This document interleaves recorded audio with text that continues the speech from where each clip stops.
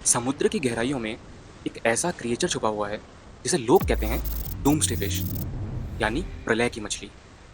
जी हाँ, ये कोई मिथ नहीं है। अभी रिसेंटली मई 2025 में तमिलनाडु के पास हमारा जो इंडियन ओशन, उसके सदर्न कोस्ट पर इस क्रिएचर को देखा गया और उसके बाद ये न्यूज़ बहुत वायरल हो गई। अब ये सिर्फ एक वायरल इंसिडेंट साइटिंग थी या एक्चुअली किसी खतरे का सिग्नल? चलिए आइए इस मिस्ट्री को डिकोड करते हैं। तो कैसे हैं आप सब? अब मई का महीना चल रहा था और लास्ट वीक में एज यूजुअल कुछ फिशरमैन फिशिंग करते थे इसी कोस्ट पर, और उन्होंने एक अपना जाल फेंका हुआ था। उनके जाल पर तभी कुछ फंसा और उन्हें मिली एक 30 फीट लंबी मछली। इस मछली का साइज इतना बड़ा था जैसे कोई मिनी बस हो, और इसे बाहर निकालने के लिए करीब 7 से 8 लोगों को लगना पड़ा। जी हाँ, ये कोई नॉर्मल फिश नहीं थी, ये थी एक ओवर फिश, एक डीप सी क्रिएचर जो सरफेस पे बहुत कम ही दिखाई देता है, या यूं कह लीजिए कि आता ही नहीं है। अब जब इसकी फोटो बाहर आई तो ये वायरल हो गई और इंटरनेट पर एक्सप्लोड हो गई। चारों तरफ इसकी न्यूज़ आने लगी। एक्सपर्ट्स, मीडिया, पब्लिक सब शॉक्ड थे। एंड इसी टाइम फ्रेम के आसपास दुनिया के कुछ और जगहों पर भी ऐसी रेयर ओवरफिश साइटिंग्स होने लगी।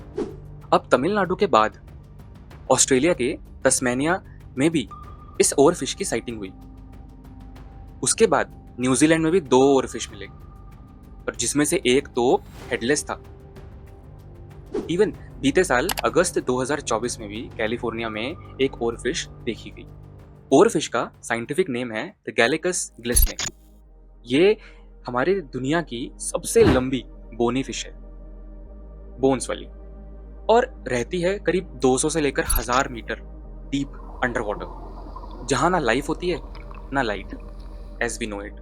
बिकॉज शायद हमने मून और मार्स को भी ज्यादा एक्सप्लोर कर लिया होगा एंड इवन उसकी भी हमें ज्यादा इंफॉर्मेशन है, लेकिन डीप सी के बारे में अभी भी हमने ज्यादा चीजें एक्सप्लोर नहीं करी हैं। रिबन जैसा इसका शरीर होता है और एक सर पे रेड कलर का क्रेस्ट, बिल्कुल एकदम एलियन स्टाइल में। अब जापानीज फोकलोर या उनकी लोक कथा उसके हिसाब से ओवरफिश को कहा जाता है ryugu no सुकाई, जिसका मतलब होता है सी गॉड्स मैसेंजर, या हिंदी में कहें तो समुद्र के देवता का एक संदेशक या संदेशवाहक। अब माना जाता है कि जब ये दिखाई देता है ना, तो कोई ना कोई नेचुरल डिजास्टर या कोई अनहोनी जरूर होगी। जैसे सन 2010 और 11 में जापान में इसकी बहुत सारी साइटिंग्स देखने को मिली, और उसके बाद 2011 में ही तोहोकू अर्थक्वेक और सुनामी आए, जिसमें हजारों लोगों की जानें चली गई और ना जाने उस देश को कितना नुकसान हुआ। इवन कैलिफोर्निया में भी जब ये मछली दिखाई दी, उसके 2 दिन बाद ही वहां पर एक 4.4 मैग्नीट्यूड का अर्थक्वेक आया। और इसी वजह से ना, इस लिंक की वजह से ये टॉपिक ग्लोबल बन गया।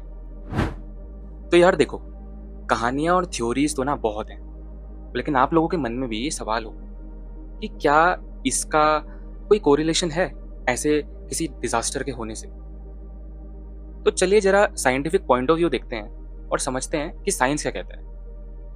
तो देखो, एक 2019 में एक स्टडी हुई जिसे कंडक्ट किया बुलेटिन ऑफ सीस्मोलॉजिकल सोसाइटी, जो अमेरिका की है, और उसने रिसर्च करी और अपनी रिपोर्ट में ये बताया कि ऐसा कोई प्रूवन लिंक नहीं मिला है कि ओवरफिश दिखे और अर्थक्वेक आ जाए।